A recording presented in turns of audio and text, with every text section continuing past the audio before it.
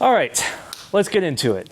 So, a few disclaimers. Disclaimer number one, this is my second time trying my hand at public speaking, so if it's great, tell all your friends. If it's terrible, maybe don't say anything so I can, tell me, but like don't tell your friends, so then I can improve and try again for round 3. Second disclaimer, I realized when I titled my talk, I may have not emphasized the video element. I'm a YouTuber, that's the lens that I'm seeing this through. So some of these concepts can apply to blogging, but depending on the type of content you're creating, it may not be as applicable. So with that out of the way, a little bit about myself. I've been a full-time content creator for the past 5 years. I've spent 14 years creating videos on YouTube. Started with what I thought were comedy skits as a 10-year-old. I go back and watch them now. I'm like, what was that? But 10-year-old me thought it was hilarious. I eventually pivoted to hardware reviews. So I wanted to be MKBHD, if you know his stuff, the iPhone reviews and all that. That was my dream. Eventually, I found myself in the SaaS niche, or web design, teaching people how to use WordPress, which hosting to buy. That's an interesting story. I'll get into that momentarily on how that happened. But now for the past 5 years, I've been a full-time creator. So a little bit about my content journey. 2012, I did have some tech interest early on. I wasn't bold enough to show my comedy stuff. That's like next level cringe, but you can see a 10-year-old me still pretty cringe in that thumbnail. I went through a gaming era with Minecraft and then got back into the hardware tech in 2016. Now in 2017, something interesting happened. I was very curious about the best place to buy a domain name. And I thought, nobody's gonna watch this video, but I just wanna make a comparison trying GoDaddy, Namecheap, all the big names, because I was curious, what's the difference? A domain's a domain, right? But all these different sites are selling them at different prices and trying to act like one's better than the other. So I remember sitting in my room on Super Bowl Sunday. I'm not a sports fan whatsoever. Like, I don't care about the game. I'm like chatting with GoDaddy customer support, acting dumb. Like, how do I connect my website to WordPress? And just seeing what response they give and evaluating all these aspects from pricing, customer service, how easy is the dashboard to use from a beginner perspective. But I was convinced this whole time, no one's gonna watch this video. Why would someone who watches an iPhone review click that? But it was a passion project. I said, I'm just gonna make it, throw it out there. If it gets 10 views, I guess it helped 10 people. Surprisingly, that video turned out to be one of the best viewed videos on my channel, also the most profitable. At the time, it was YouTube AdSense, but I later got into affiliate programs, which is the 2019 video. And that video is what allowed me to go full-time on YouTube. It was the same exact situation. I was thinking, what's the best VPN? I keep seeing all these ads from influencers for NordVPN, ExpressVPN. Which one should I really buy? And it's crazy how similar the story is of I'm like, well, I don't know, is that too often the weeds for my audience? It's not really about WordPress or website builders, but I'm curious, so I'm gonna make it. And that video alone earned earned 6 figures in affiliate commissions from one YouTube video. So that's what allowed me to go full time and also helped me see, wait, I think I'm onto something here. Creating content that leads to conversion moments rather than talking about a product that you're trying to sell and wondering why nobody's buying. So 2025, what my thumbnails look like now, but kind of irrelevant otherwise. But I felt like I needed to include today on the timeline to be like, I'm still doing stuff. So anyway. So today's roadmap, want to share a little bit more about what makes content convert, storytelling that you can implement for product content, some platform-specific tactics for YouTube, Instagram, and TikTok. Like I said earlier, the disclaimer is this is more video-focused, but some of these could probably apply to blogging. Building trust in community, that's a huge thing long-term for having a sustainable content strategy. And then common mistakes, some pitfalls to avoid. So this is what I noticed with conversions is you need to trigger these 3 key emotions. Starting with trust. If someone doesn't trust you, they think you're biased, they're quickly going to check out, they're never going to convert. After that is curiosity. You want the person to start getting invested in your product, and however you can spark that curiosity is a good thing. I'm huge on comparison videos. You'll see that throughout this talk, but in the context of comparisons, I think it's going in depth in the different categories and helping someone realize, wow, there's a lot more aspects to choosing where to buy a domain name than I thought. Like, I thought this was going to be kind of boring, and now I'm geeking out over what the dashboard looks like. And then the last step, aspiration, showing the viewer what they could achieve with your product, finally pushing them over that line to convert. So this is something that took me a while to figure out, and something I love sharing with people, is the audience intention matters. If you're making tutorial videos for your product, that's great. I think you should do that, but that's the post-purchase category. You're reaching someone who probably has already bought your product. They're just looking for help to use it.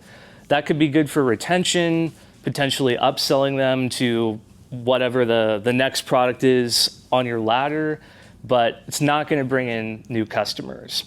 Same for that very early research phase. Someone's kind of just tire kicking, seeing what's out there. So if you can capture that audience who is intending to buy now, again, comparisons, I'm a little biased, but love comparisons, or the decision phase, that's what you want. So it's really asking yourself, put yourself in the shoes of your ideal customer. Where are they at when they're ready to make that decision? How can you reach more of those people? And I accidentally stumbled upon that through the comparison videos, just wanting to nerd out about stuff and then seeing, wow, these convert really well. So there's a few trust barriers that I think most product owners face. I'm thinking about the companies that have their own YouTube channel, they're putting out their own product content. Number one is just viewers are skeptical of self-promotion. That's a tough one to get past. And that's, even me, I'm not a product owner, so I'm the third party that a lot of viewers trust. They come to me to see, is this the right product for me or that one? I think it's possible, though, as a product owner, it may look like creating a different content brand that is not associated with your logo, your website. I don't know about you, but when I'm researching something, I come across a comparison blog post, and it's all these competitors, and then the bottom is like, and you could also consider our solution. I'm like, oh. So is the rest of this article biased then and worthless? You're just pointing out all the flaws and then trying to sell me your own? I don't think that's a very helpful strategy. Unfortunately, the only way I can think to get around that is just creating your own content brand that is, you don't want to deceive people. If they ask, or you can still disclose in the footer or somewhere, hey, this is owned by this company, but at least allowing people to see that you care about the content too, and it's not just a blog for your business and you're immediately throwing your product in front of them. So the solution really is be radically transparent. People want to hear from other humans. They don't want to be sold to. If you can reveal the flaws in your product, that sounds crazy, but people are going to respect you for that, and that builds trust.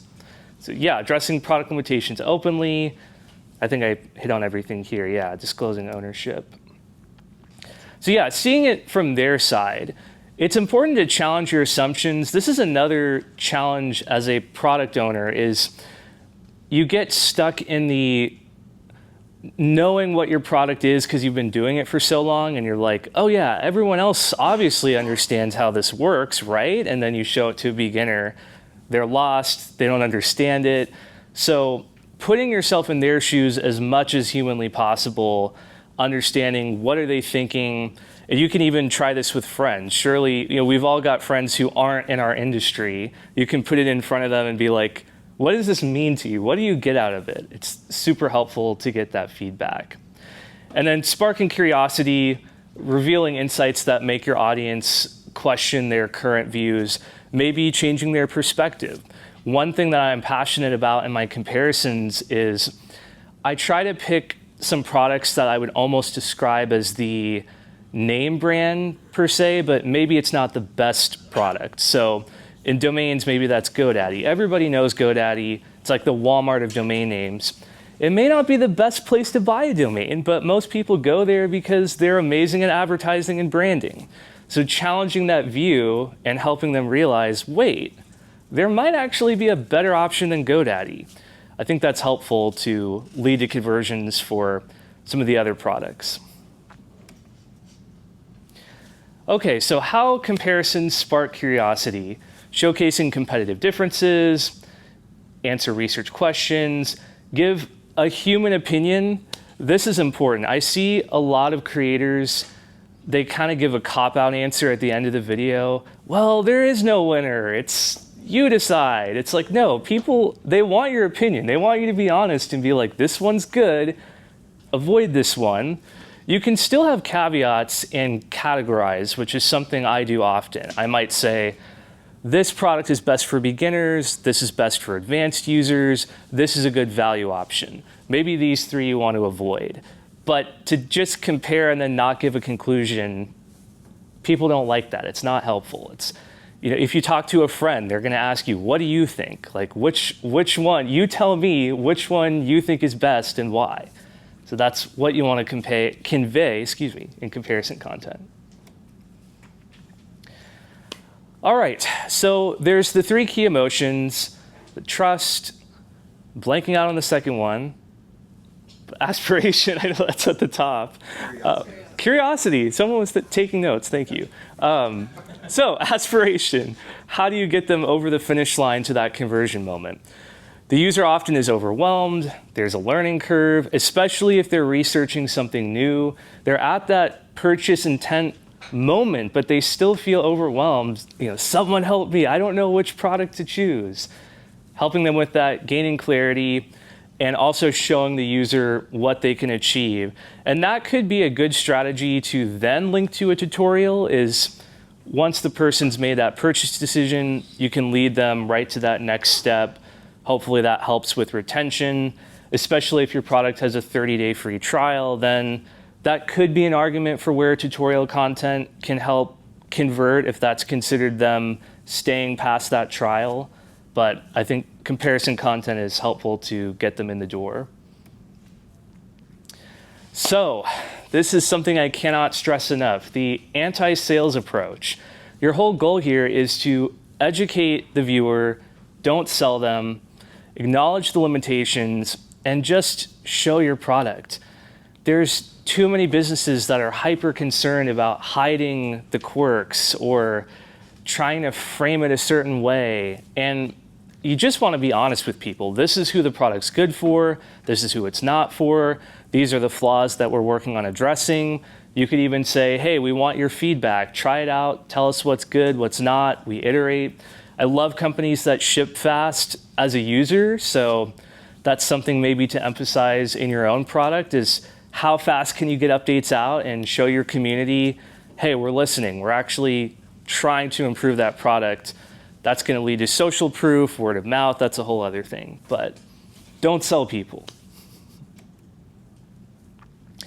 So storytelling is also important because there's a lot of technical founders that have made a masterpiece of a product, but maybe they're not the best at conveying that to the audience. And unfortunately, a lot of people get lost in that situation. YouTube, all social media, it's very cutthroat. You lose people usually in the first 15 to 30 seconds of the video. So you have to work hard to keep their attention, keep them engaged. And storytelling is ultimately the best way to do that. So it's basic, but you can adapt it to any sort of content type. For product content, you're introducing the problem, relating to the viewer's pain point. You're positioning your product as the guide. I'll get into this more in the next slide, but companies often make the mistake of thinking their product is the hero, so they talk about the product too much. Your prospect is the hero. Your product is the guide that helps them achieve the success they're looking for. You also want to establish credibility, show proof that your solutions work, do a demo. You could throw in some testimonials potentially. Maybe not in a comparison, but this could also apply to a product overview, tutorial, and then depicting the outcome, showing the viewer what they can achieve with your solution. So, like I just said, it's important to remember that the customer is the hero, your product is the guide. This technical trap is something I see people fall into all the time. It's the founders that think, well, did you tell them that it has 99.9% uptime, or that we have this, I don't know, insert technical jargon here? And it's like, the prospect probably doesn't care about that. They care once they convert, or at some point in their research decision, they're going to care. So it's good to list that info somewhere. But when they're making that purchase decision, it's because they either have an aspiration or a pain point. All they want to know is, can your product solve my problem? And so many technical founders think they have to stuff 20 bullet points in there of everything that it can possibly do. And that's another way that you lose people. They start feeling overwhelmed. The goal is to remove that overwhelm rather than adding weight on them of, wait, now there's 5 other bullet points I have to research that I never thought about. Narrative shift, focus on your customer's journey. Success stories, that's another good way to think about your customer as the hero. If you have customers that have wonderful testimonials, get a video if you can, or even a written testimonial. That's a way to brag on yourself without positioning your product as the hero. You're bragging on your customers, what they've achieved, helping other people realize, I want to be like them, see the success that they had, and lost my train of thought. Yeah, just not being like, our product is what you need. It's a way of promoting yourself without it feeling salesy, letting your customers do the work for you. All right, so getting into some platform-specific tactics. YouTube is what I know best, but I'll cover YouTube, Instagram, and TikTok. For YouTube, skip the fluff. The days of doing the 30-second intro with the animation and, hey guys, like and subscribe, like those days are over. It's cutthroat. That's the best word I could use to describe it, is you lose people very easily, so get straight to the point.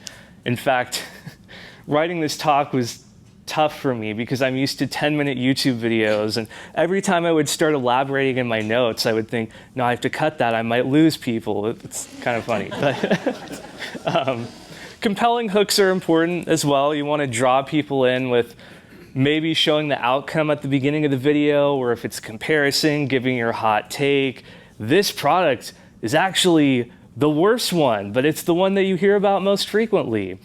I love using the stop title format in videos, like stop using GoDaddy or stop using Bluehost, sort of picking on those, like I said earlier, the popular products that, it's not that they're bad, but there may be a better product for the money and users don't know it because the giants are wonderful at marketing, they have huge budgets. So drawing people in like, wait a minute, the thing that everyone uses is maybe not the best, could be a good approach. Having a clear call to action is important, not only to check out your product, but also for building your community. You have to ask people to subscribe. I know as a viewer, I never subscribe to a channel unless someone reminds me to, even if I love their content, because modern social algorithms surface what people want to see. You could watch someone's channel for years. Every time they put out a video, YouTube puts it in their feed, but you never actually subscribed. At the same time though, subscriber numbers do still matter because it's a form of social proof for your prospect. If they see you have 100,000 subscribers, they'll think, oh, this company's legit. They've already built a community. So it still matters. It doesn't matter to reach people, but it's something that you have to ask people to do. And then optimizing watch time. This one is potentially easier for software content, tutorials. The longer someone spends on your channel, YouTube rewards that they push your videos out to more people. So if you can hold someone's attention for 3 minutes or 5 minutes, that's better than a 3-minute video, them watching for 30 seconds. It would be better if it was a 10-minute video and they watch for 3 minutes. YouTube is more focused on the actual number of minutes elapsed than the percentage of time that they spent watching the video. Some people will think, I should do a 60-second video because I can hold someone's attention for 30 seconds, right? And that's 50% retention. Yes, but that's the caveat there, is YouTube would rather see that someone watches your video for 3 minutes over 30 seconds, regardless of the percentage. Getting into Instagram, I don't claim to know Instagram super well, but there are a few differences. It's a very visual platform. People open it to be entertained, but it's different than YouTube and TikTok. They're looking for that visual, the inspiration, almost passive scrolling, just seeing what's going on. Everyone goes to Instagram stories to see what their friends are up to. So any visuals you can share about your product that might catch their eye, be intriguing, that's a good thing. Captions, also very popular on Instagram or any vertical form content. There's a few apps you can use to do that. I literally use an app called Captions. It's like the worst name in the world. I think it's captions.app. I don't know. If you search the App Store or Play Store for Captions, it's the purple icon. It'll probably show up. Consistency is also important.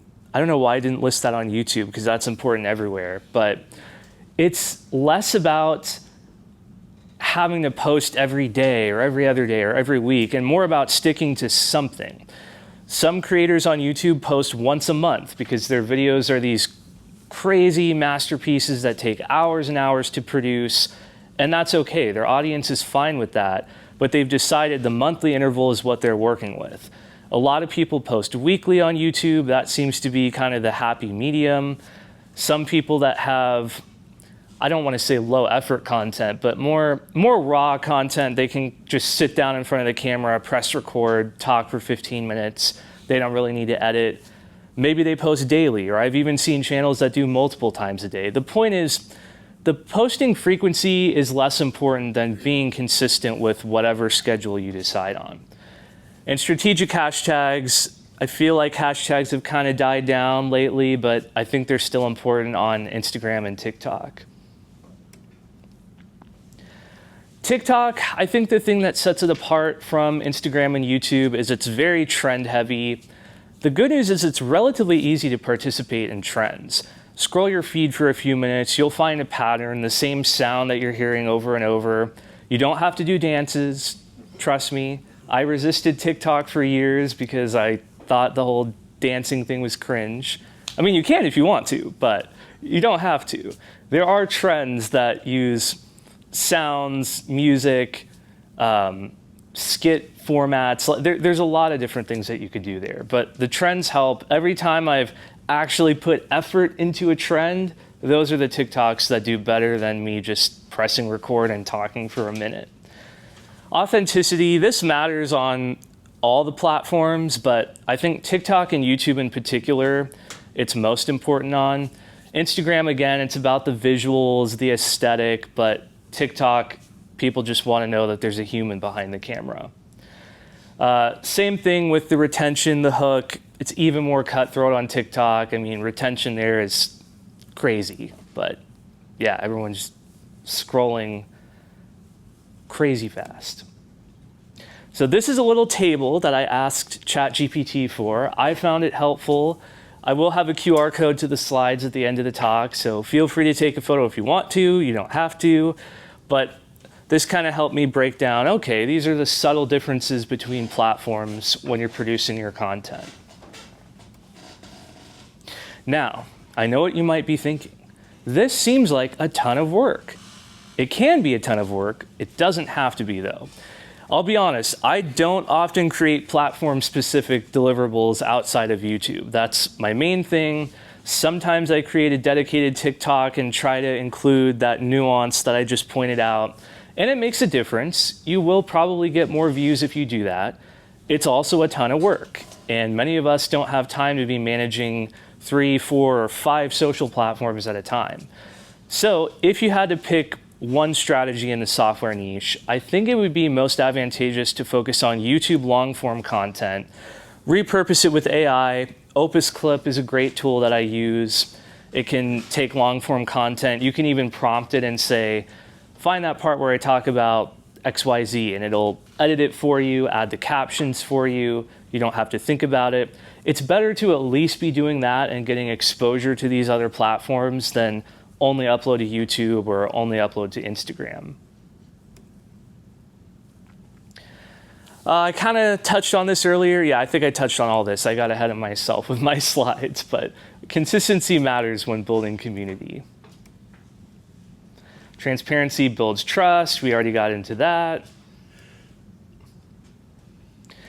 One other thing I want to point out, I've touched on some of this, being personal versus salesy, not listing all the technical features, but just talk like you're speaking to a friend.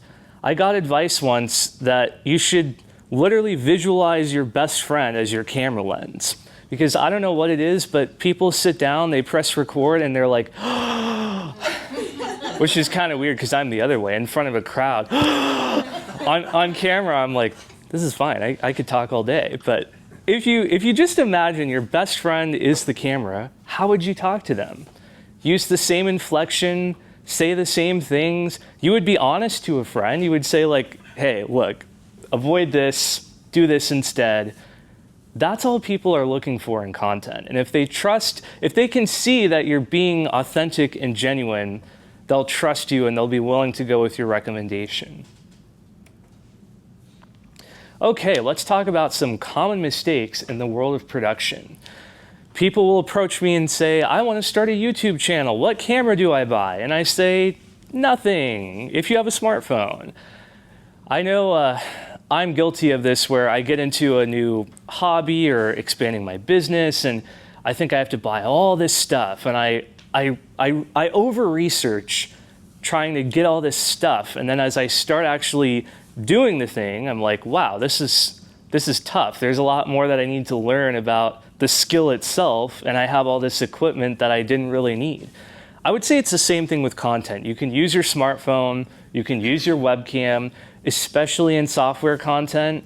You're probably going to do a lot of screen recordings. You could record in 4K with most computers. So the little pixelated webcam video of you in the corner, people aren't going to care. They're able to forgive that. You don't need expensive lighting. You can use affordable apps to edit too. I always recommend iMovie for Mac and iPhone. I've heard good things about Filmora on Windows and Android. I've not personally used it, but that seems to be what a lot of beginners prefer for those platforms. The caveat that I'll give is you should invest in your audio and potentially captions. When it comes to audio, if people can't understand you, they're out. They can forgive grainy camera quality, bad lighting. I would say they need to see your screen, so make sure that's a good resolution. But if they can't understand you, they're gone. It doesn't take much, though. You can invest in a $50 USB mic. That's going to be a way better investment than even a $300 camera. I would also recommend adding closed captions. It improves accessibility. It's also helpful for the YouTube search algorithm. Many people assume that they look at the title, the thumbnail, all the tags you try to stuff in the description. They do consider all that, but actually they look at the transcript more than anything to consider where to rank that video in search. Now you might be thinking, do I really need to do that? Because YouTube has the auto captions for every video. There's two things I would say to that. One, if you've ever tried watching a video with captions on, the auto captions, it's really annoying. It's like every single word as you say it is popping up. I find that very distracting as a viewer. So I prefer the manual captions like you would see on a TV show, line by line as you talk. It's switching. The second thing is, this is a little bit more of an edge case, but sometimes if someone says a word a little bit weird with their pronunciation, or it's just how they say it, sometimes I've seen where the captions think they said a swear word and they didn't. So then YouTube thinks, oh, this video is not safe for a broader audience. I'm going to suppress it. If you're uploading your own accurate captions, I think that's better than trusting a robot to decide what you're saying in your videos. I like using rev.com. You can get human captions for $2 a minute. It's a little bit of an investment, but this is a surprising statistic to me. I checked my analytics this morning, and 35% of my views are watching with captions on. I don't know if that's normal. Maybe that is. It seems high to me, but that's telling me that if 35% of my audience is getting value out of it, it's worth the $2 a minute to me to add. So another thing that I get asked is, how do I come up with ideas? You're sitting there beating your head against the desk, what do I do? And I spent several years in this conundrum when I started on content creation. I didn't have a content calendar. Every week I would just sit down for a few hours and be like, what's the video? Is it this? Is it this? No, that's a bad idea. Then I started to figure out content buckets. Also, I should point out that all these images, or almost all of them, are AI generated. So this one's a little goofy, but I was like, I don't know, that's kind of a cool visual. So there, content buckets. But once you start to figure out the formats that you like to make, you see the patterns. X versus Y, that would be like one product versus another. I use the term ultimate comparison for 3+ products. I've done 6 products in a video one time. Honest reviews, that's a bucket. Success stories, customer testimonials. So once you make a few pieces of content, you start to break down the format. It's a lot more repeatable than you may think. Then you get comfortable with the idea of, okay, let's do an ultimate comparison this month. Okay, what does that look like? Or let's do a one-on-one comparison. Rather than, what is the idea from scratch that we need to make? All right, so that is basically it. I would encourage everyone to start by making one piece of content. Remember to make the customer the hero, not your product. Be authentic and stay consistent. Here's where to find me. I've got a slide at the end with the QR code as well.